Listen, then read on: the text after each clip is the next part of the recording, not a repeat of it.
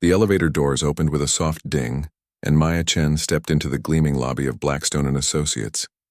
She clutched her worn leather bag tighter as she took in the marble floors, crystal chandeliers, and floor-to-ceiling windows that overlooked the city skyline. This was it. Her first day at one of the most prestigious consulting firms in the country, Maya had deliberately chosen her outfit carefully. A simple black blazer, white shirt, and modest heels. Nothing flashy. Nothing that would draw attention. She wanted to blend in, to observe, to learn how this world really worked from the inside.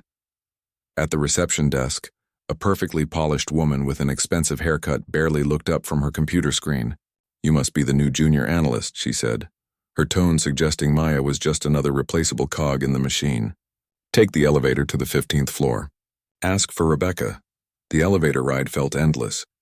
Maya watched the numbers climb, each floor representing another step into a world where power meant everything, and perception could make or break careers.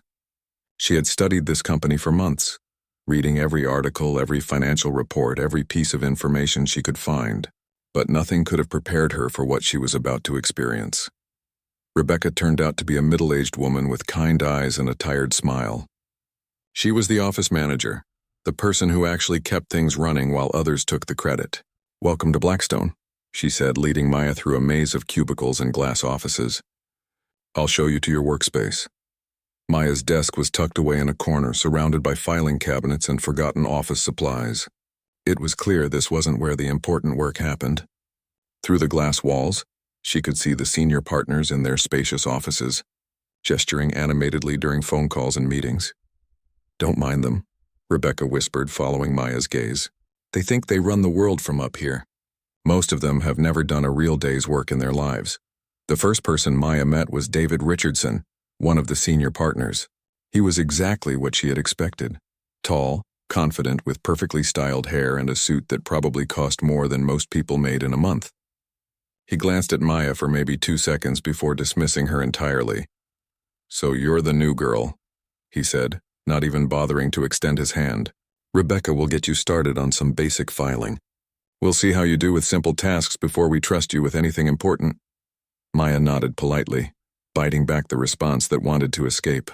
She had learned long ago that silence was often more powerful than words. People revealed more about themselves when they thought no one important was listening. Over the next few hours, Maya was introduced to the rest of the team. There was Jennifer, a mid-level associate who seemed nice enough but was clearly intimidated by the partners. There was Kevin, another junior analyst who had been there for 2 years and was desperately trying to climb the corporate ladder. And there was Lisa, the partner's assistant, who wielded more real power than anyone wanted to admit. During lunch, Maya sat alone in the break room, listening to conversations swirling around her. The associates complained about impossible deadlines and demanding clients. The partners discussed golf games and vacation homes. Everyone seemed to be performing a role, putting on a show for each other. "You're the new hire, right?" Kevin slid into the seat across from her, carrying a sandwich that looked like it had been hastily thrown together. "Word of advice, then keep your head down and don't try to stand out." "The partners here don't like people who rock the boat." Maya smiled and thanked him for the advice, even though every instinct told her that Kevin was exactly the kind of person who would sell out his own grandmother for a promotion. She made a mental note to be careful around him. The afternoon brought her first real glimpse into how the company operated. She was tasked with organizing files for a major client presentation, which meant she got to read through months of correspondence and financial documents. What she found made her stomach turn. The company was bleeding money. Projects were consistently over budget and behind schedule. Client complaints were being ignored or buried. And worst of all, the partners were hiding these problems from their investors, painting a picture of success while the foundation crumbled beneath them. Maya worked late that first night, long after most people had gone home. She used the time to explore the office, familiarizing herself with the layout and getting a sense of how information flowed through the company. She discovered that the real conversations happened after hours, when people thought no one was watching. She overheard David Richardson on a phone call in his office, his voice carrying through the thin walls. He was lying to a client about project timelines, promising delivery dates he knew were impossible to meet. When he finished the call, he laughed with another partner about how easy it was to manipulate people who didn't understand the business. "These clients are all the same," he said. "Give them some fancy charts and use enough buzzwords and they'll believe anything. As long as the money keeps coming in, who cares if we actually deliver what we promise?" Maya felt a cold anger building in her chest, but she kept her expression neutral. She had suspected this kind of behavior existed, but hearing it so blatantly confirmed her worst fears about corporate culture. As the weeks passed, Maya settled into her role as the invisible junior analyst. She arrived early, stayed late, and completed every task assigned to her with quiet efficiency. The partners barely acknowledged her existence, which was exactly what she wanted. She began building relationships with the support staff, the cleaning crew, the security guards, the maintenance workers. These were the people who saw everything, but were never asked their opinions. They told her stories about late-night document shredding, about executives sneaking out back entrances during investigations, about the real culture behind the polished facade.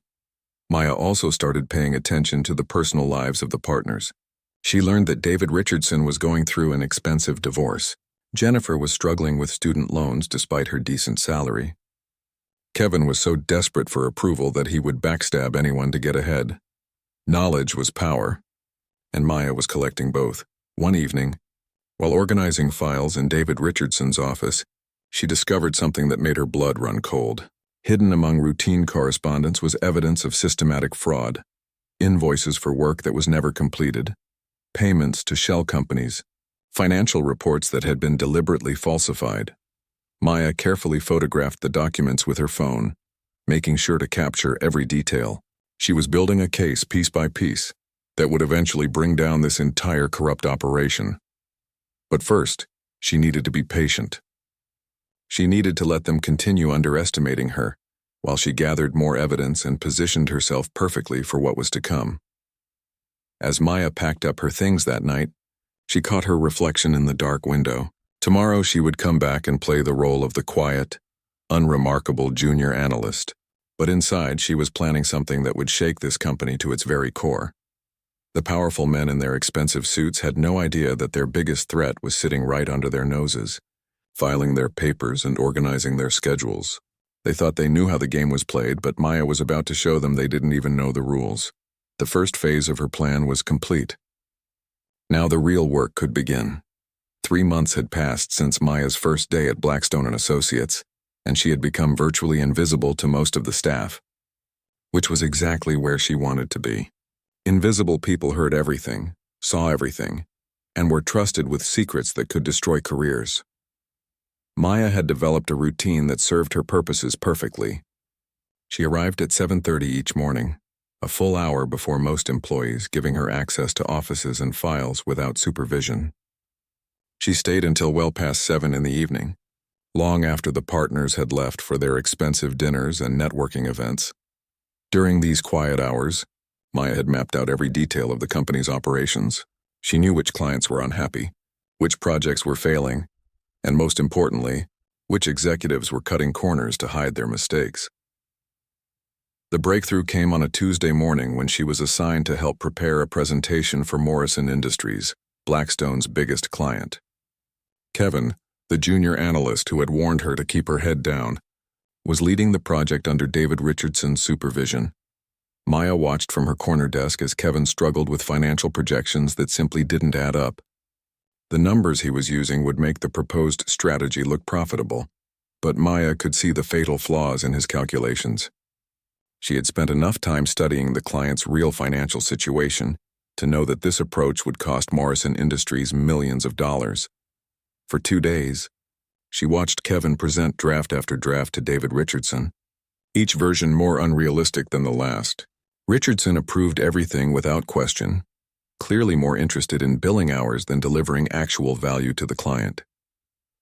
Maya knew she had to act, not because she cared about Kevin's career, but because she couldn't let an innocent client be destroyed by Blackstone's incompetence. More importantly, this was her chance to start establishing herself as someone who could solve problems that stumped the senior staff. On Thursday afternoon, Maya approached Kevin's desk with a cup of coffee and her most innocent expression. "I couldn't help but notice you've been working really hard on the Morrison presentation," she said.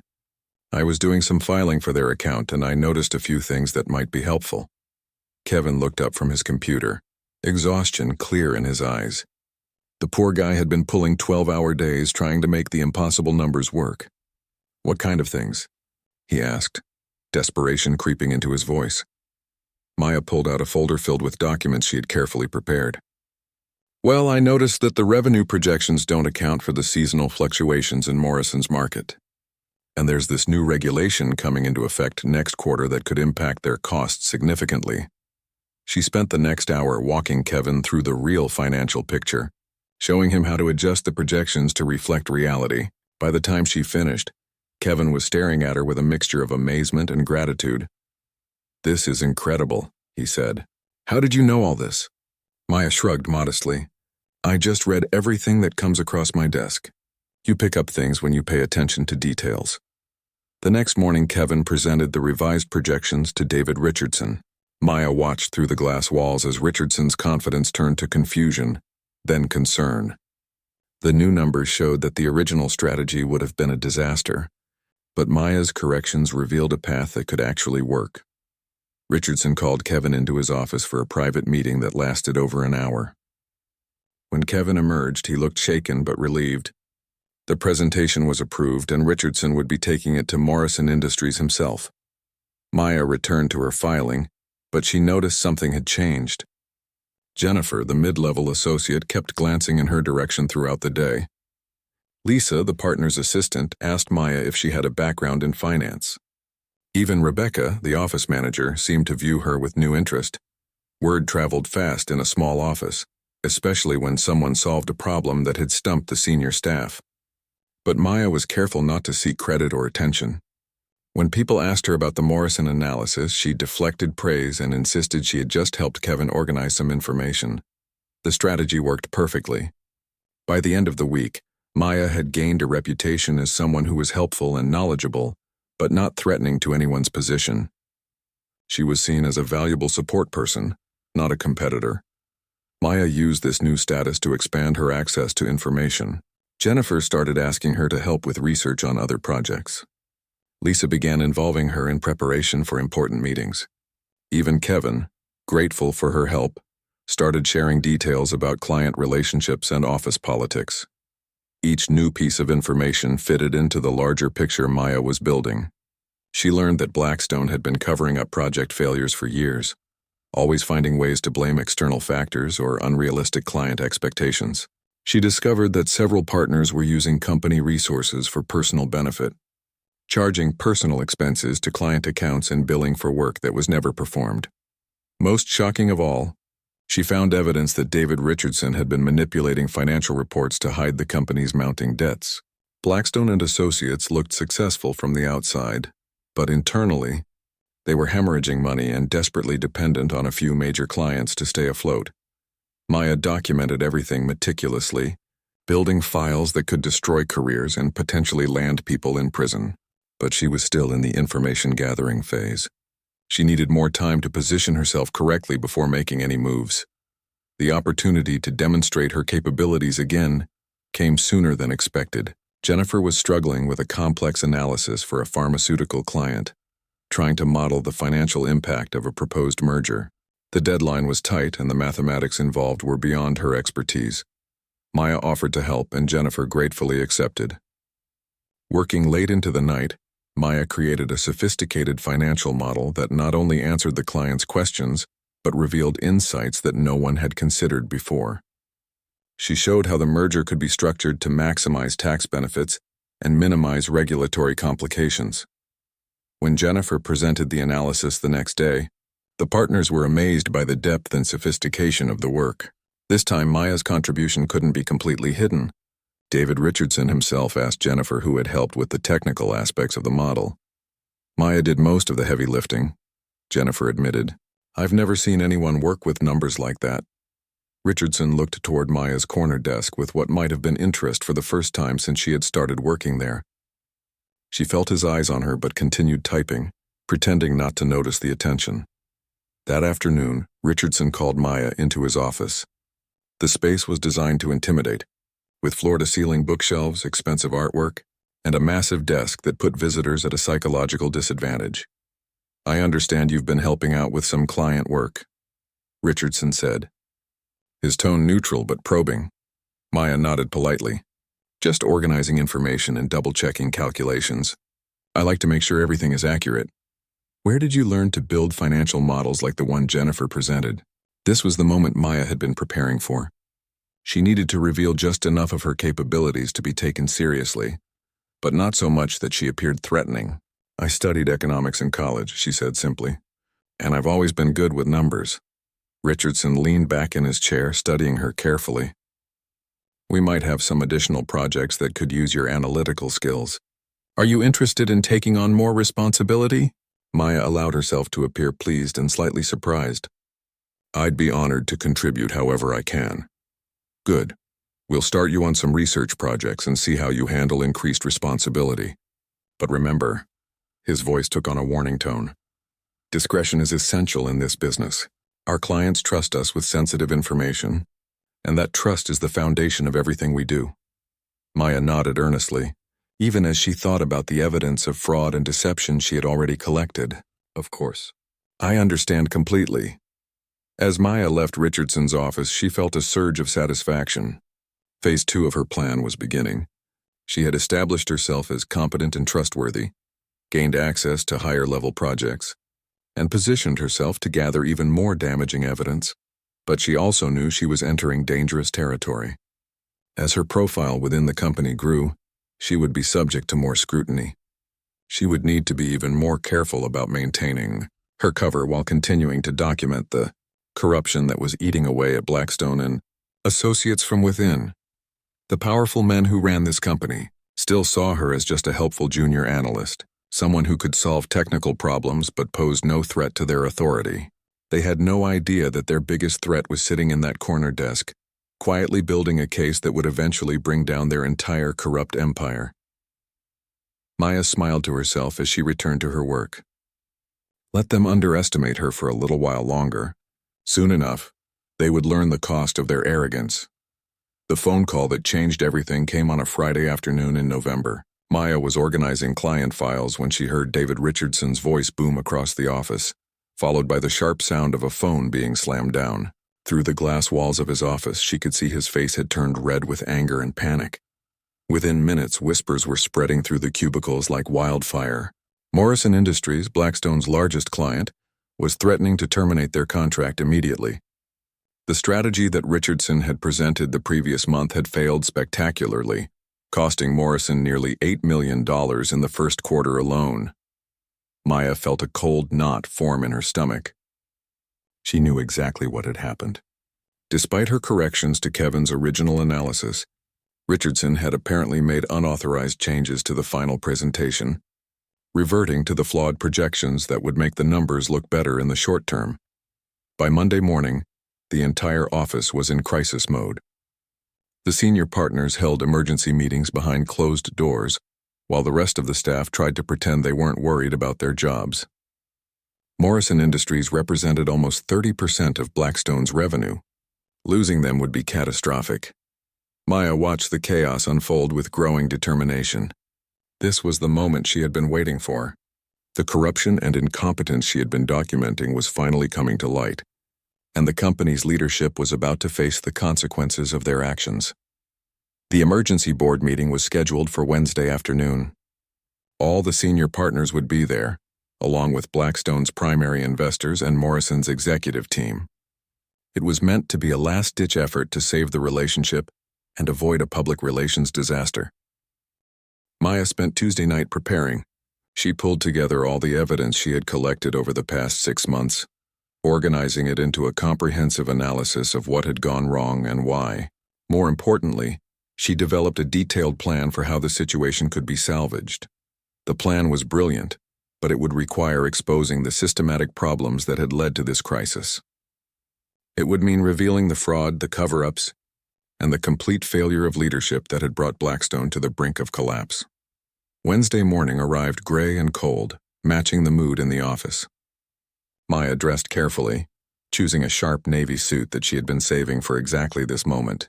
She arrived early and positioned herself strategically where she could observe the board meeting through the conference room's glass walls. The meeting began at 2 o'clock. Maya watched as 12 of the most powerful people in the business world took their seats around the massive conference table. David Richardson sat at the head, flanked by the other senior partners. Across from them sat the Morrison Industries team, their expressions ranging from disappointed to furious. For the first hour, Maya listened as Richardson and his team tried to explain away the disaster. They blamed market conditions, regulatory changes, and unrealistic expectations. They promised better oversight and improved communication. But everyone in that room knew they were just making excuses. The Morrison team wasn't buying it. Their lead negotiator, a sharp-eyed woman named Catherine Walsh, cut through every explanation with surgical precision. "We trusted you with a critical strategic decision," she said, her voice cold with controlled anger. "Your recommendations cost us millions of dollars and damaged our market position. Why should we believe anything you tell us now?" Maya could see Richardson sweating despite the air conditioning. He was floundering, grasping for explanations that would save his reputation and his company. The other partners looked equally desperate, their carefully constructed facade of competence crumbling in real time. That's when Maya made her move. She knocked softly on the conference room door and waited for permission to enter. Richardson looked annoyed at the interruption, but Catherine Walsh gestured for Maya to come in. "I'm sorry to interrupt," Maya said, her voice calm and professional, "but I have some information that might be relevant to this discussion." Richardson's eyes narrowed dangerously. "Ms. Chen, this is a private meeting between senior executives. I'm sure whatever you have can wait." "Actually," Catherine Walsh interjected, "I'd like to hear what she has to say. Fresh perspective might be exactly what we need right now."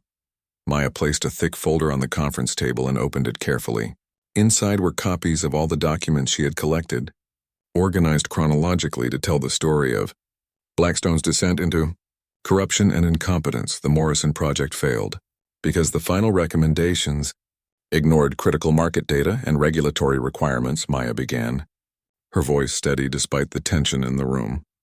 But the failure wasn't due to oversight or miscommunication. It was the result of systematic problems that have been building for years. She pulled out the first set of documents, the original analysis that Kevin had struggled with. These are the initial projections that were prepared for Morrison Industries. As you can see, they contained fundamental errors in market analysis and cost projections. Richardson started to interrupt, but Catherine Walsh silenced him with a sharp look. "Continue," she said to Maya. "I identified these problems 3 months ago and provided corrections that would have prevented the current situation," Maya continued, producing the corrected analysis she had given to Kevin. However, these corrections were removed from the final presentation without explanation. She could see the color draining from Richardson's face as she laid out document after document, each one building the case against Blackstone's leadership. She showed them evidence of falsified reports, manipulated financial data, and cover-ups that went back years. The Morrison project was just the latest in a pattern of failures that have been hidden from clients and investors, Maya said, her voice gaining strength as she spoke. "This company has been operating on deception for so long that I don't think the senior leadership remembers what honest business practices look like." The room was dead silent. Maya could feel the weight of every person's attention focused on her, but she didn't falter. This was her moment and she was going to make it count. Catherine Walsh leaned forward, studying the documents with intense interest. "These are serious allegations," she said. "Do you have evidence to support everything you're claiming?" Maya smiled slightly and pulled out a second, even thicker folder. "This contains copies of every falsified report, every manipulated financial statement, and every piece of correspondence that shows deliberate deception of clients. I've been documenting everything for the past 6 months. Richardson finally found his voice, his face now purple with rage. "This is completely inappropriate. Ms. Chen is a junior analyst with no authority to make these kinds of accusations. She's clearly trying to sabotage this company for personal gain." Maya turned to face him directly, her composure unshaken. "Mr. Richardson, every document in these folders came from your own files. I didn't create this evidence. I simply organized it in a way that tells the truth about how this company operates." She turned back to address the entire room. "The Morrison Industries project can still be saved, but it will require immediate changes in leadership and a complete overhaul of how this company does business. I prepared a detailed plan that addresses both the immediate crisis and the long-term structural problems. Maya pulled out a final document, a comprehensive strategy that she had spent weeks developing. It outlined step-by-step actions to rebuild Morrison's trust, implement proper oversight systems, and create accountability measures that would prevent future disasters.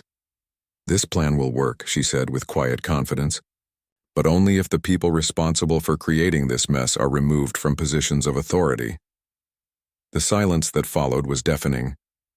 Maya could see the shock and calculation in the faces around the table as people processed what they had just heard.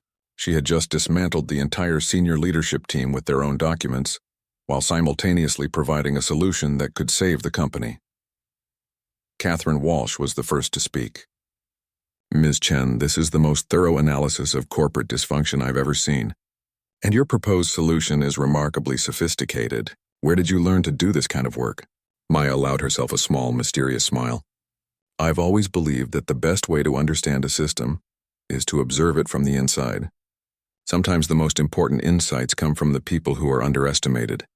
She could see the wheels turning in Catherine Walsh's mind and in the minds of the other board members. They were beginning to realize that the quiet junior analyst they had all ignored might be the only person in the room who actually understood how to fix this disaster. Richardson made one last desperate attempt to regain control. "This is ridiculous. We can't base major business decisions on the accusations of a disgruntled employee.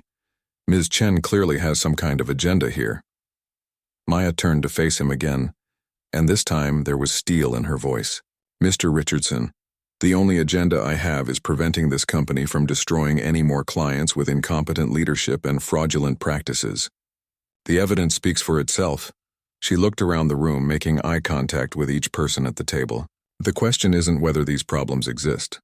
The evidence is overwhelming. The question is whether this company's leadership has the courage to face the truth and make the changes necessary to earn back the trust they've destroyed." As Maya gathered her documents and prepared to leave the room, she could feel the power dynamics shifting around her.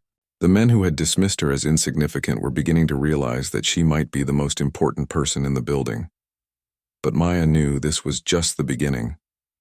She had exposed the corruption and provided a solution, but implementing real change would require more than just a brilliant presentation. It would require the kind of authority that could only come from revealing the full truth about who she really was. That revelation would have to wait for the right moment. For now, she was content to let them wonder how a junior analyst had managed to see through their carefully constructed lies and develop a solution that none of them had been able to conceive. As she walked back to her desk, Maya could hear the heated discussions beginning behind the conference room doors. The real battle was just beginning, and she intended to be ready for whatever came next. The aftermath of the board meeting was like watching a controlled explosion in slow motion. Maya returned to her desk as if nothing had happened, but she could feel the eyes of everyone in the office following her movements. Word of what had transpired in the conference room was spreading through the building like wildfire. Within an hour, Maya received an email from Rebecca, requesting that she report to the executive floor immediately. As she rode the elevator up, she could see her reflection in the polished steel doors and allowed herself a small smile. Everything was proceeding exactly as she had planned. The executive conference room was buzzing with activity when Maya arrived. The board meeting had broken up, but several key players remained behind to discuss what they had just witnessed. Catherine Walsh was there, along with 2 other Morrison Industries executives and 3 of Blackstone's investors. David Richardson was notably absent. "Ms. Chen," Catherine Walsh said, as Maya entered the room, "we'd like to discuss your proposal in more detail. The preliminary review suggests that your plan could indeed salvage our business relationship, but we need to understand exactly how you developed this analysis." Maya took a seat at the conference table, her posture confident but respectful. "I've been studying this company's operations for 6 months," she said simply. "I wanted to understand how decisions were made and whether the results matched the promises being made to clients." One of the investors, a stern-looking man named Robert Chen, no relation, despite the shared surname, leaned forward with interest. "You've essentially conducted a complete operational audit without anyone's knowledge or permission. That's either remarkably resourceful or highly inappropriate depending on your motives." My motive was simple, Maya replied. I wanted to understand whether this company was actually capable of delivering value to its clients, or whether it was just very good at creating the appearance of competence. Catherine Walsh pulled out Maya's proposal and spread it across the table. This implementation plan is extraordinarily detailed. You've identified specific personnel changes, process modifications, and oversight mechanisms that would need to be put in place. This isn't the work of someone who just noticed a few problems. This is the work of someone who understands corporate restructuring at a very sophisticated level. Maya could see the suspicion and curiosity building in the room. These were experienced business leaders who knew that junior analysts didn't typically possess the skills she had just demonstrated. She had pushed her cover as far as it could go, but she wasn't quite ready to reveal everything yet. I've always been interested in organizational behavior, she said carefully. I spent a lot of time during college studying how companies succeed or fail based on their internal dynamics. The conversation was interrupted by a commotion in the hallway outside. Through the glass walls, Maya could see David Richardson arguing with two security guards. His face was red with anger, and he was gesturing wildly toward the conference room. It looks like Mr. Richardson has some concerns about recent developments, Robert Chen observed dryly. The security guards managed to escort Richardson away, but not before he had made his position clear to everyone within earshot. He was claiming that Maya had violated confidentiality agreements, stolen proprietary information, and was possibly working for a competitor to sabotage Blackstone from within. Catherine Walsh shook her head in disgust. That man's first instinct is to attack the person who exposed his failures, rather than take responsibility for the damage he's caused. It tells you everything you need to know about his character. Over the next hour, Maya walked the group through her proposal step by step. She explained how Morrison's project could be restructured to actually achieve the promised results, how Blackstone's operational problems could be addressed through better oversight and accountability, and how future client relationships could be protected through transparency and competence. The more she talked, the more impressed her audience became. Maya could see them gradually shifting from skepticism to genuine admiration for the depth and sophistication of her work. Ms. Chen, said one of the Morrison executives, this is MBA-level strategic thinking. Where exactly did you go to school?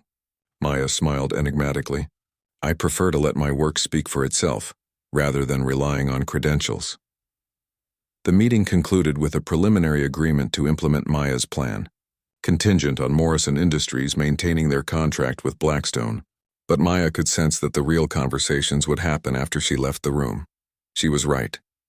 As she returned to her desk, her phone buzzed with a text message from an unknown number. Interesting presentation today. We should talk. RC Robert Chen wanted to meet privately. Maya wasn't surprised. She had been expecting this development, and she was ready for it.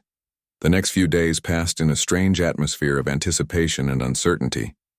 David Richardson had been placed on administrative leave pending an investigation into the allegations Maya had raised. Several other senior partners were suddenly finding themselves under intense scrutiny from the board of directors. Meanwhile, Maya was quietly promoted to senior analyst and given her own office.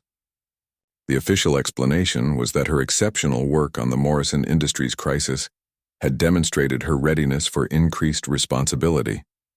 The unofficial reality was that everyone in the company was trying to figure out who she really was and how she had acquired such remarkable capabilities. Maya used her newer position to implement the first phases of her restructuring plan. She worked closely with Catherine Walsh to rebuild Morrison's confidence in the partnership, providing daily updates on progress and ensuring that every commitment was met exactly as promised.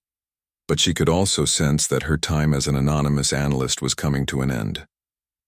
The questions about her background were becoming more frequent and more pointed.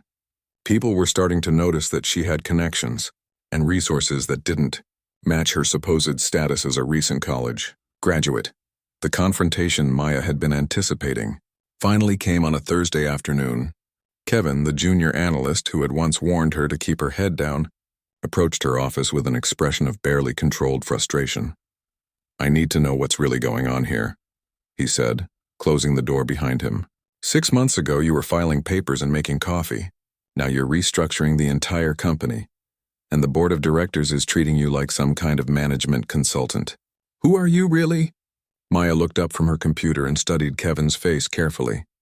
She could see the fear and resentment there, the knowledge that his own career prospects had been permanently altered by her sudden rise to prominence. "I'm exactly who I've always said I am," she replied calmly. "I'm someone who pays attention to details and isn't afraid to speak the truth when it matters." Kevin's voice rose with frustration. "That's not an answer. Nobody goes from junior analyst to senior management in 6 months without some kind of inside connection. You must have people backing you, powerful people who can influence the board." Maya's phone rang before she could respond. The caller ID showed Robert Chen's number. She answered with a professional greeting, aware that Kevin was listening to every word. "Ms. Chen," Robert Chen's voice was crisp and businesslike. "I need to see you in my office immediately. We have some urgent matters to discuss." After hanging up, Maya turned back to Kevin, who was staring at her with a mixture of confusion and suspicion. "Some conversations require the right setting," she said simply. "You'll understand everything soon enough." As Maya gathered her things and prepared to leave for her meeting with Robert Chen, she could feel the weight of the moment settling around her. The careful game she had been playing for 6 months was approaching its climax. Soon, everyone would understand exactly who she was and why she had come to Blackstone and Associates. Kevin watched her leave with an expression of dawning realization. He was beginning to suspect that the quiet junior analyst who had once helped him with financial projections might be far more important than anyone had imagined. Maya rode the elevator to Robert Chen's office with a sense of anticipation rather than nervousness. She had been preparing for this conversation since her first day at the company. Everything that happened next would depend on how skillfully she revealed the truth about her identity and her real reasons for being there. The elevator doors opened, and Maya stepped out into the executive floor. The game was about to change dramatically, and she was ready to show everyone just how much power she had been hiding behind her modest facade. Robert Chen was waiting for her in his corner office, a space that commanded a stunning view of the city skyline. But Maya wasn't there to admire the scenery. She was there to begin the final phase of her plan, the phase that would transform not just her own position, but the entire future of Blackstone and Associates. "Please, sit down," Robert Chen said, gesturing to the chair across from his desk. "We have a great deal to discuss, and I suspect that everything I thought I knew about you is about to change." Maya took her seat and looked directly into his eyes. "You're absolutely right," she said with quiet confidence. "It's time for you to know exactly who you've been working with." The moment of truth had finally arrived. Robert Chen closed his office door and returned to his seat behind the massive mahogany desk. The late afternoon sun cast long shadows across the room, creating an atmosphere that felt both intimate and charged with tension. Maya sat perfectly composed, her hands folded in her lap, waiting for the conversation that would change everything. "Before we begin," Robert said, his voice carefully controlled, "I want you to know that I've spent the last week making some very interesting phone calls. Calls to people who might know something about a young woman with your particular combination of analytical skills and strategic thinking." Maya nodded slightly but said nothing. She had expected this. Powerful people didn't stay powerful by accepting mysteries at face value. "The interesting thing," Robert continued, "is that several of those calls were returned by people who asked very specific questions about your well-being and whether you were being treated with appropriate respect." He paused, studying Maya's expression. "Those aren't the kinds of calls you get about ordinary junior analysts." Maya finally spoke, her voice steady and calm. "No, they're not. So I'm going to ask you directly," Robert said, leaning forward. "Who are you really, and what are you doing at Blackstone and Associates?" Maya took a deep breath. The moment she had been building toward for 6 months had finally arrived. "My name is Maya Chen, and I'm the daughter of Thomas Chen, the founder and chairman of Chen Industries." The silence that followed was profound. Robert's face went through a series of expressions: confusion, realization, shock, and finally something that might have been fear. Chen Industries was one of the largest privately held companies in the world, with interests spanning technology, real estate, manufacturing, and financial services. Chen Industries, Robert repeated slowly, is Blackstone's largest silent investor. 63%, Maya confirmed. "My father's company owns nearly 2/3 of Blackstone and Associates, though very few people are aware of that fact." Robert sank back in his chair, the full implications of this revelation washing over him. You've been here for 6 months, watching everything, documenting everything. I've been conducting a comprehensive evaluation of this company's operations, leadership, and culture, Maya said. My father was considering a significant additional investment, but he wanted an inside assessment of whether Blackstone was worthy of that trust. She reached into her briefcase and pulled out a thick leather portfolio. This is my complete report. 6 months of detailed observations about every aspect of how this company operates. Robert stared at the portfolio as if it were a bomb. And what did you conclude? Maya's expression grew serious. I concluded that this company was being destroyed from within by corruption, incompetence, and a complete failure of leadership. The Morrison Industries crisis was just the most visible symptom of much deeper problems. She opened the portfolio and pulled out the first section. David Richardson alone has cost this company over $12 million in the past 2 years, through fraudulent billing practices, falsified reports, and strategic recommendations that were designed to generate fees rather than deliver results. The next section contained even more damaging information. The entire senior management team has been operating under the assumption that they could hide their failures indefinitely, as long as they could maintain the appearance of success to outside observers. Robert looked physically ill, as Maya laid out document after document detailing the systematic corruption she had uncovered. Why didn't you just conduct this investigation through normal channels? Why go undercover? Maya smiled slightly. Because people behave very differently when they think they're being watched by someone important.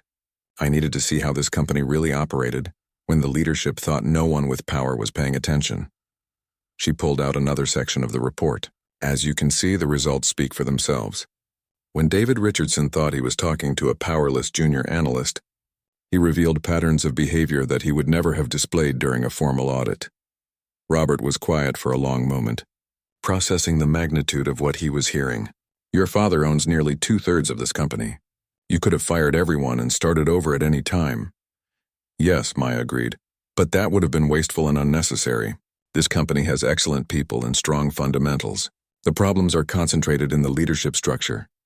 She turned to the final section of her report, which is why I'm recommending targeted changes rather than wholesale destruction. Remove the corrupt leadership, implement proper oversight mechanisms, and promote the people who have demonstrated competence and integrity. Robert looked up from the documents. People like yourself, Maya shook her head. I don't want to run this company. I have other responsibilities waiting for me in the family business. But I do want to ensure that Blackstone becomes the kind of organization that deserves my father's continued investment.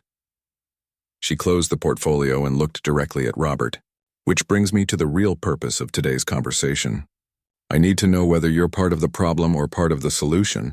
The challenge hung in the air between them. Robert Chen was one of Blackstone's founding partners and had been with the company for over 15 years.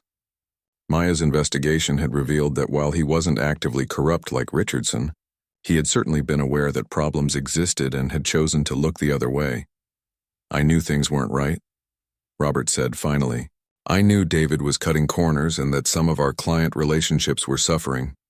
But I didn't realize the extent of the problems, and I didn't have the courage to challenge him directly. Maya nodded. That's exactly the kind of honesty I was hoping to hear. The question is whether you're willing to be part of fixing these problems. She reached back into her briefcase and pulled out a second document. This is my proposed restructuring plan. It calls for immediate termination of David Richardson and 2 other senior partners. It establishes new oversight procedures and accountability measures, and it promotes several people who have demonstrated the kind of integrity and competence this company needs. Robert scanned the document quickly, his eyebrows rising as he read. You're recommending Jennifer for senior partner? Jennifer has been carrying David Richardson's workload for 2 years while receiving none of the credit, Maya explained. She's competent, ethical, and respected by both clients and staff. She's exactly the kind of person who should be leading this company. The restructuring plan was comprehensive and elegant.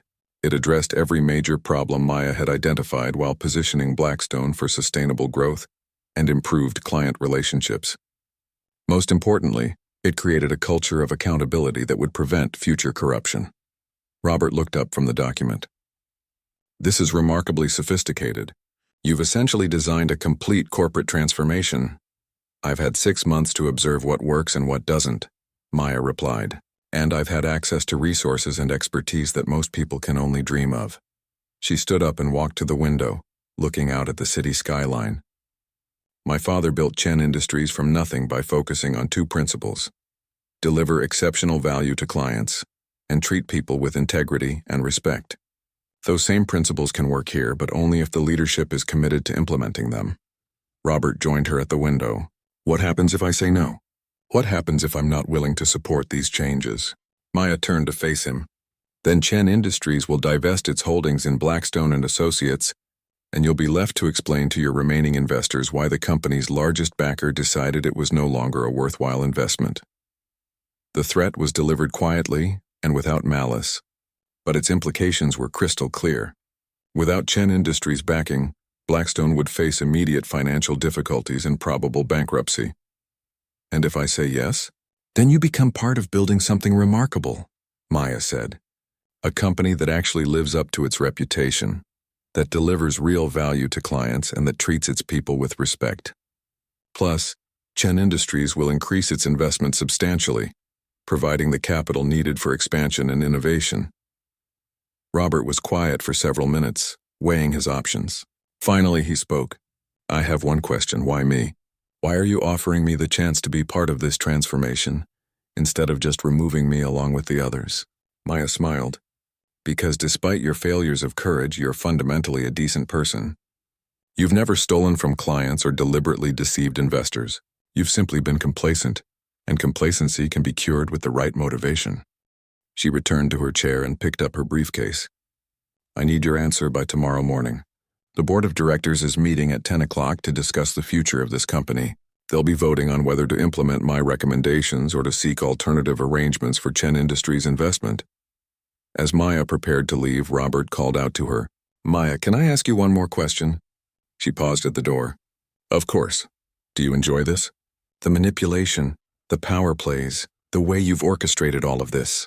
Maya considered the question carefully before responding. I don't enjoy the necessity of it, she said finally. But I do find satisfaction in solving complex problems and creating systems that work better than what existed before. This company was slowly destroying itself through corruption and incompetence. Now it has a chance to become something much better. She opened the door but turned back one more time. The choice is yours, Robert. You can be part of the solution, or you can be part of the past. But either way, change is coming to Blackstone and Associates. As Maya walked through the office toward the elevator, she could feel the eyes of every employee following her progress. Word of her true identity was already beginning to spread, carried by whispered conversations and hurried phone calls.